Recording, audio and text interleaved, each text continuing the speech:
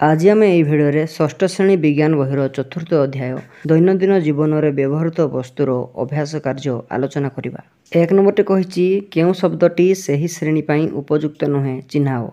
क नंबर हेब पॉलिस्टर, ख नंबर हेब नलिता, ग नंबर हेब नड़िया कता।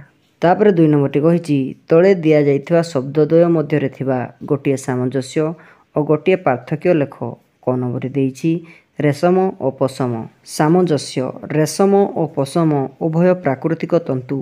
पार्थक्य रेशम पोककोशरू रेशम प्रस्तुत करा जाए। केतेक छेड़ी मेंढा और चमरी गाई लमरू पशम प्रस्तुत करा जाए। तापर ख नंबर कही प्राकृतिक तंतु और कृत्रिम तंतु। सामंजस्य उभय तंतुरू वस्त्र प्रस्तुत करा जाए। पार्थक्य प्राकृतिक तंतु प्राणी और उद्भिदरू प्रस्तुत करा जाए किंतु कृत्रिम तंतु रासायनिक पदार्थरू प्रस्तुत करा जाए, तेणु शरीर उपरे एहार कुप्रभाव रही। तापर नंबर 3 टी कही कारण कौन।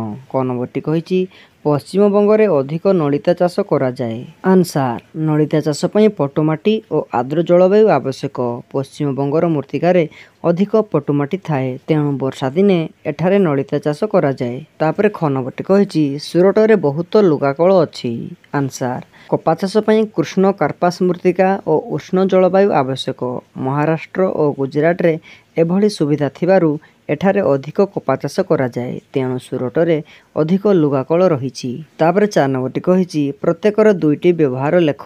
क नंबर देइछि नड़िया तंतु।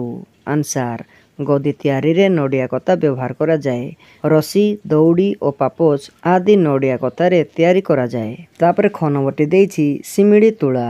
आंसार गदी और रेजे तैयारी रे सिमिड़ी तुला व्यवहार करा जाए। सिमिड़ी तुला रे तकिया तैयारी करा जाए। तापर ग नंबर टी देइछि झट। आंसार बस्ता और अखा तैयारी रे झट व्यवहार करा जाए। दौड़ी मसिणा बुणीबा और पघा तैयारी रे झट व्यवहार करा जाए। तापर 5 नंबर टी कही शून्य स्थान पूरण कर। क नंबर टी हेबो झट नलिता गछर बकल। ख नंबर टी हेबो सिमिड़ी गछर तुला पवन रे उड़ी जाए। ग नंबर टी हेबो नाइलॉन गोटिए कृत्रिम तंतु। घ नंबर टी हेबो रेशम पोकर कोशरू रेशम मिले।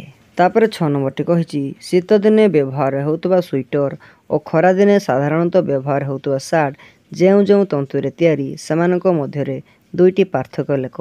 आंसार शीत दिने व्यवहार होउतबा स्वेटर पशम तंतुरे तैयारी और खरा दिन रे व्यवहार होउतबा सार्ट साधारणतः सूतारे तैयारी। पशम तंतु और कपा तंतु मध्यरे पार्थक्य पशम तंतु मेंढा लमरू बा चमरी गाई लमरू यह प्रस्तुत करा जाए। यह एक प्राणीज तंतु।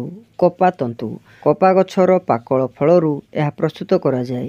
यह एक उद्भिदजात तंतु। जदि भिडियोटी भल लगी तेबे मो चैनल को सब्सक्राइब करंतु। Thank you for watching.